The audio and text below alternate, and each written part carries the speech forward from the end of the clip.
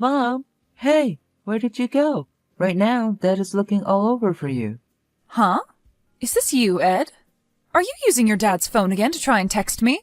Well, Mom, I don't have a phone of my own to text you from, so I had to take his. And a boy in 5th grade doesn't need to have a smartphone at his age, right? I know that, but Dad told me that when I needed to talk with someone else in the family while they are out, I could use his phone and text. Also, Dad had a small accident with his hand, right? And so he can't use his hand to text you right now. Yeah. I knew that man was going to care more about you than anyone else. But if he really wants to spoil someone, he's better off doing that with my daughter, who looks just like me, since she is definitely the better-looking one of you two. You're talking about Avery, right? Yes, that's right. You already know that I'm in love with all things that are both cute and beautiful. And that's why I'm only in love with your cute older sister, Avery. Mom. Just a second ago, you had asked me where I am right now, right? Well, I'm at the airport right now. The airport? I'm going to be taking your sister to France with me, and she's going to become a supermodel with the help of her mom. She's going to become a supermodel in France? I'm going to take her to Paris with me, and we'll find her a modeling agency who will take great care of her. And you are far too ugly to be a kid of my own, so I won't be needing you anymore. Well, you only ever ended up as a kid of mine because your dad brought you along with him in the marriage, so I don't even have to call you a part of my family anymore. So please don't think anything bad of this, okay? Dad is asking, have you filed out any divorce paperwork yet? Tell him that the paperwork is sitting on the coffee table in the living room. All right. Well, then that's fine with me, is what he said. Huh? Well, Dad just said that about you a second ago, but I feel the same way about you as well now. Have fun in France, Mom. Bye-bye. Hello, Ed. This is your phone number, right, Ed? And who am I speaking to right now? This is your mom, Andrea. What? I've heard about how you've been doing so well for yourself, Ed. So now you can look up to me as your mom since I was able to get you to this point, and I can feel good about myself again as well. I'm sorry to say this, but I don't believe I'm speaking with my mom right now. Well, it has been 10 years since we last met, and I'm sure my number is different from the one I had back in those days. But look, I'm your mom. And if you're wondering how I got your number, I was able to get it from your aunt. Your aunt was kind enough to tell me that you're getting into the showbiz yourself there, huh? And that you'll be going into Hollywood for your debut, right? That freaking dog. She's really gone and done it now. Hey, come on now. You should not be speaking about your aunt in that manner, okay? It's because of her that I'm finally able to talk to you again, and you can finally speak with your mother once more. I bet you're so happy to finally hear from your mom again after 10 long years of waiting, right? But I already told you, this is not my mom's number that I'm currently speaking to. Also know that she has only one phone and she's never told me nor anyone else that she has another. So tell me, what the hell do you want? Come on, Ed. You don't have to give me such a cold shoulder. I know it's been a long time since you've heard from me, but you should still know how to talk to your own mother, right? Look, can you quit it with all that BS? Huh? Are you kidding me? Can you not tell by the way I'm talking to you right now that I don't see you as my mother anymore and that I never want to again? Huh? You and that girl of yours, both Dad and I don't care about you guys. And all you do is bring back our bad memories by talking to me again. So go the hell away. And never try texting or calling me again.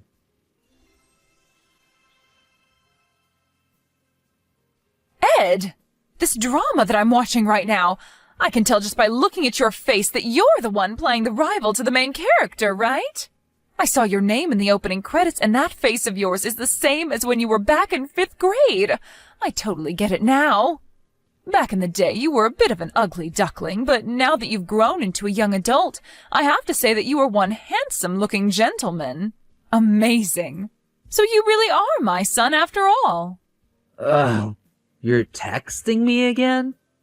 Hey, do you really think that's the right way to talk to your own mother? It's not. So you'd better start talking to me in a polite manner from now on. You're not my mom, and that is why I'm talking to you like the annoyance you really are. All right already, all right. I get it that it's because of me that you've become this amazing little actor. It's because of all that wishing and praying that I did to have a child of mine turn into an actor that you've become such an amazing person, right? Seriously? And compared to you, your older sister Avery, well, let's just say she's not doing as great. What's happened to Avery? Well, her and I are coming back to the States soon.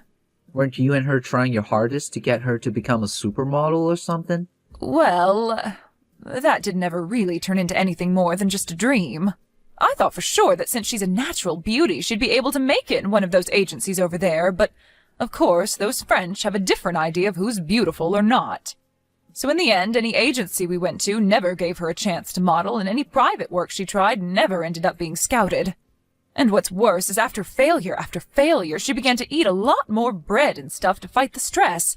And let's just say she's gained a few pounds. Really, she's no longer a beauty whatsoever, but rather the definition of an obese person. Seriously, I cannot use her at all now. But this is why, to me, you were the perfect son any mother could ever ask for. My prayers were finally heard, and you turned into the most handsome-looking young man imaginable. Well, I didn't get this far because of you. Huh? The only reason I've become an actor is because I wanted to become one. So I put in the effort to get to where I am now. To tell you the truth, it's supposed to be the manager's job to be here with me to help me diet and make sure I stay up to date on roles, right? Well, you haven't been here for me these past 10 years, nor have you ever been my manager. So screw you. Huh? Also, people don't just make it in a modeling or acting business by looking good. Ed! You have to be able to act as well, whether it's on stage or in the studio. And you have to be able to work to become the character you want to be, which takes weeks to perfect. Wait a minute. So you have no right coming to me acting as though you've put any work or care into me? Therefore, please, for God's sake, just leave me the hell alone so that you don't cause me any headaches anymore. Seriously, stop talking to me. I'm not messing around right now.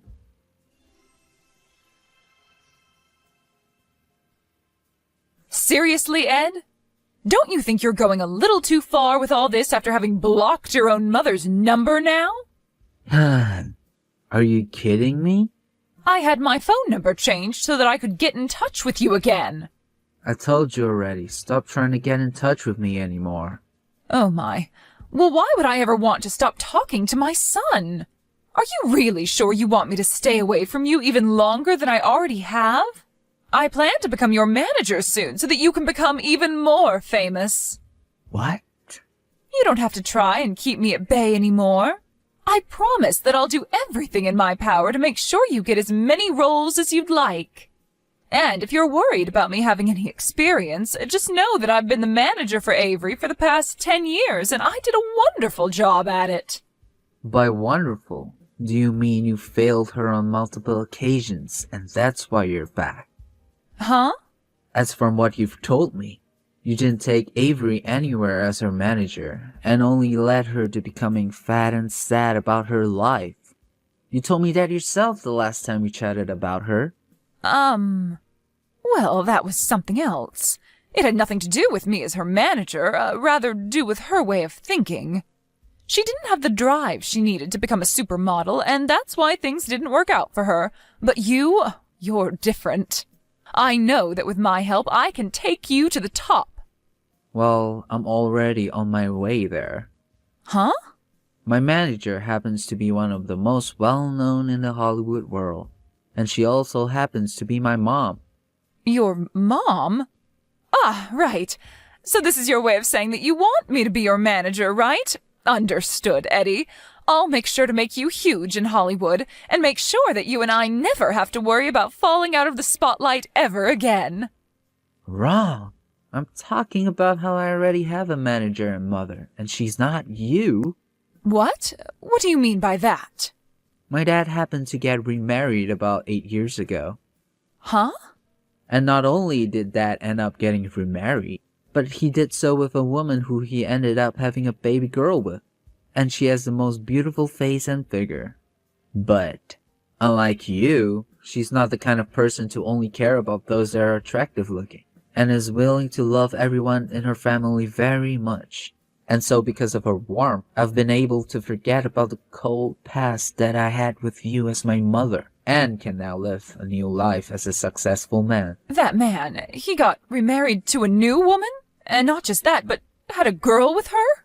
And that's why I've been saying that you're not my mother this whole time. It's been 10 years since you left Dad and I, so I have zero clue why you're back here now trying to talk to me like you ever cared about my family. But if you really think that you have any chance of getting back into this family as my dad's wife, then you're strictly mistaken, as there's zero chance of that happening now.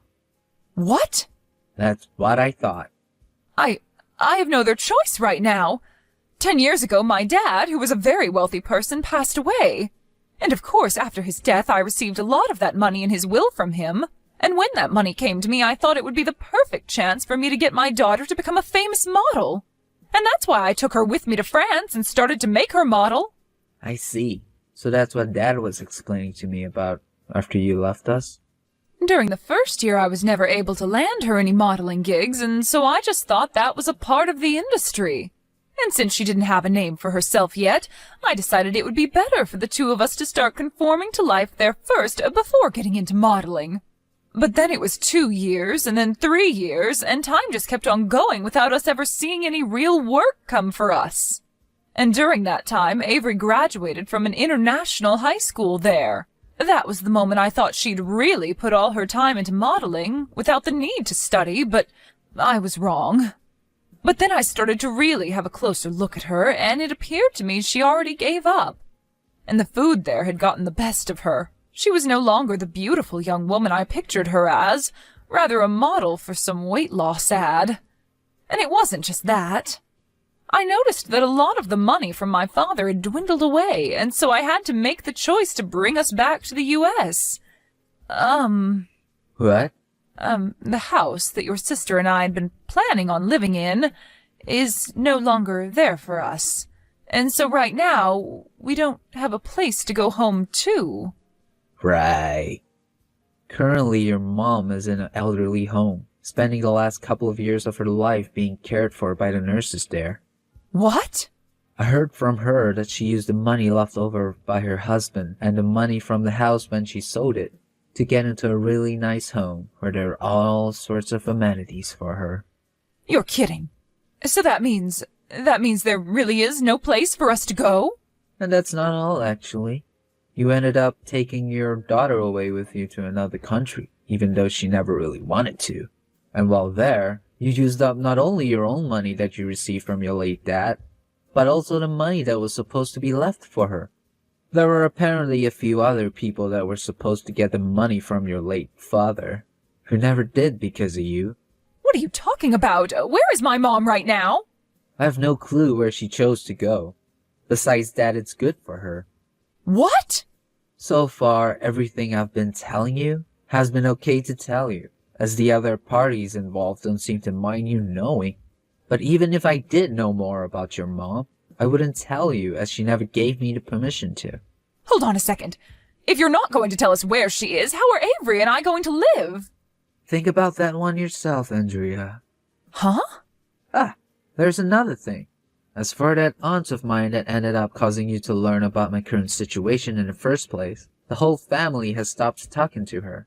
So if you're trying to go for her for more information regarding me, you won't learn anything more than you already know. Huh? Now, I have to get ready to head into the studio for another session of takes, so I'll be going now. Huh? Wait a second, Ed. I'm blocking you again. Right now I'm stuck in a cheap motel with Avery, and we don't have much money left to keep us here. When it's all gone, we'll have to move into the streets. Hey, I'm only asking you this one time to please give me a place to live, just for a little bit.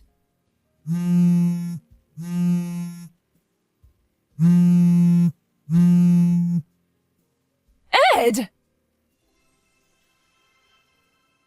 There was one last thing that I never ended up explaining to Andrea, And it all had to do with the information that was left over regarding her late father's money and assets and who they all went to. On that sheet of paper, she could probably take a closer look at it and learn where her mother ran off to, had she just taken the time to do so.